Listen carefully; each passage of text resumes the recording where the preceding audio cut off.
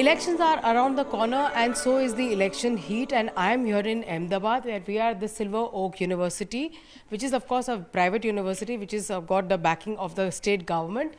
And we're going to speak to a bunch of students who are going to tell us what their vision is for 2024 onwards and why each of them should really vote. To begin with, how many of you are first-time voters? Well, it seems that the entire class is a class of first-time voters. Let's try and understand from them. Let's go to the Adi Shakti first. Let's go to the Mahila.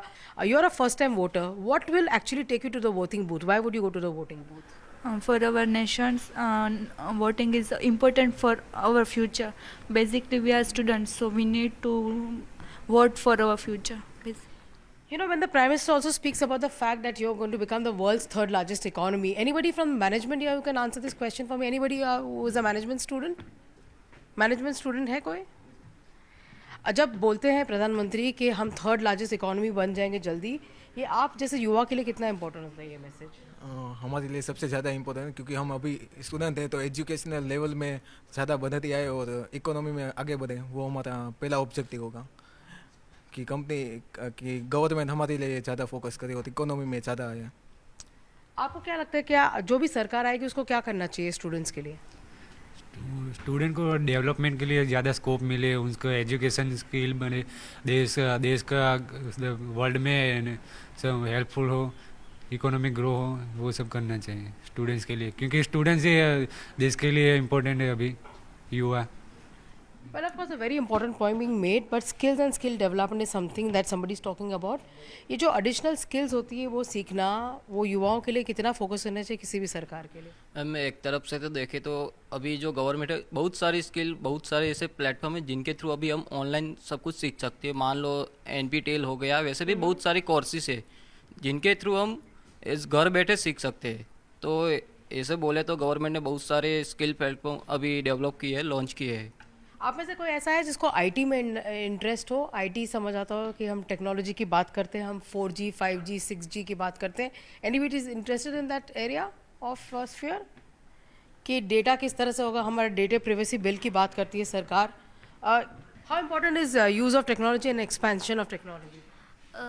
In speaking in terms of this time, आजकल के generation में हम सब online करते हैं and at this point of life data privacy is a issue for now.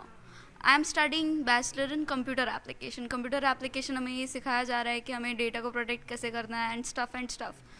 But here I think the issue is that education is not luxury. It's a basic lifestyle need. And I think that education should be cheaper, and about data, it should be accessible to all. A very important point being made by a young student as well. You know, you are also a first-time voter. What will take you to the voting booth? Why do you think the youth needs to go to the voting booth? So much so that the Prime Minister said that the युवा is going to be the biggest focus of this election. हम ही है जो आगे देश के भविष्य, जैसे prime minister ने अलग अलग स्कीम्स निकाली है कि युवाओं के लिए ऑनलाइन प्लेटफॉर्म लर्निंग के लिए, हमको एक वोट कर हमारा मत होना इम्पोर्टेंट है कि आगे सही आप में से सारे लोग मानते हैं कि मत करना बहुत जरूरी है, आप वोट करो उसके बाद कंप्लेन करो कि किसी सरकार ने कुछ किया नहीं, कि आप में से सारे लोग जाके वोट करेंगे? पक्का? अच्छा, एक चीज़ मुझे और बताइए, अभी हाल ही में हमने देखा कि गेमिंग इंडस्ट्री पे काफ़ी फोकस हो रहा है। अब माँ बाप ऐसे भी हमें कहते रहते थे कि तुम गेम खेल के समय वेस्ट कर रहे हो। उस एरिया में इंडिया का डेवलपमेंट होना कितना ज़रूरी है? किसी को गेमिंग में इंटरेस्ट है? Yes, please tell me. So that's the thing कि अगर सरकार ट्राई कर रही है कि लाइक अगर हम बाहर देखें, like countries like China USA are very much bullish on gaming, so India is also trying to be like, अगर वो गेमिंग हमारी इकोनॉमी में अगर कंट्रीब्यूट कर सकता है तो that's well and good for country. Do you think it is important to develop spheres like gaming, online gaming, etc., so that the youth have more opportunity of jobs, probably becoming entrepreneurs in themselves? Yes, ma'am. Why not? जैसे जैसे youth technology से और familiar होगा, वो और अच्छे से use कर पाएगा टेक्नोलॉजी को, और इस फेज़ में और डेवलपमेंट हो पाएंगे हमारी कंट्रीज़ में। आप में से और कोई पॉइंट रेस करना चाहता है? जो युवा इस समय, आप सब युवा हैं और आप सब के मन में कुछ ना कुछ ख्याल, ऐसा कुछ आपको लगता है कि कुछ युवा के ऊपर ज़्यादा फोकस होना चाहिए, क्या करना चाहिए? क्योंकि बहुत सारे ऐसे प्रोग्राम्स भी चल रहे हैं कि the youth can be encourage to come out and vote. हाँ मैडम, आज हमारे देश में जो फर्स्ट टाइम वोटर्स है उसको मैं अपील करना चाहूँगा कि आप जाइए, वोट कीजिए और आप अपनी कंस्टिट्यूंसी के हिसाब से होते आपकी कंस्टिट्यूंसी में आप कौन आपको बेटर लगता है, जो आपका परिवार के लिए, आपके भाई के लिए, आपकी एजुकेशन के लिए, आपके परिवार के लिए क्या कर सकता है, उस हिसाब से अपनी कंस्टिट्यूंसी में जो आपको बेटर पर्सन लगे आप उसको देख के वोट कीजिए. We'll just try and get in a word from this lady also sitting here as well. आप बताइए वोटिंग कितना इम्पोर्टेंट है? It's important for the youth to go out and vote. Yes, बहुत इम्पोर्टेंट है हमारे लिए, क्योंकि देश का विकास आगे हो इसलिए हमें वोट ज़रूर करना चाहिए. और जो सिर्फ बोलते ही है और कुछ करते नहीं है देश के लिए, उन्हें वोट नहीं देना चाहिए. Acha, it's a very important point that she's also raising, saying that if you make any promises and you don't fulfill it, then it's better not to vote for you as well. Is the youth decisive in who they want to vote or what they want to vote, or पहले tradition ऐसे चलता था कि जिसको परिवार ने बोल दिया उसको वोट करता है. आज का यूथ सोचता है अपने बारे में कि हमको किसको वोट करना चाहिए? यस मैम, डेफिनेटली, क्योंकि यूथ अब एक डिफरेंट माइंडसेट के साथ बाहर आते हैं, तो उन्हें पता है कि उनके फ्यूचर के लिए कौन सी गवर्नमेंट या कौन ज़्यादा अच्छा कर सकता है. सेफ्टी सिक्योरिटी हम बात करते हैं, विदेश में जिस तरह की इंडिया की इंप्रेशन है वो आपके माइंड पे कितना प्ले करते हैं? whenever you think of anything, the fact that your students are being brought back from terror, from difficult situations, the fact that Indians are going abroad and making a living, all that, how much does that play in your mind, the way in which any government should function? Well, one of the most communities which make a lot in terms of economy, US में Indians बहुत अच्छा perform करते हैं, so yes, ये एक positive impact देता है Indians के लिए.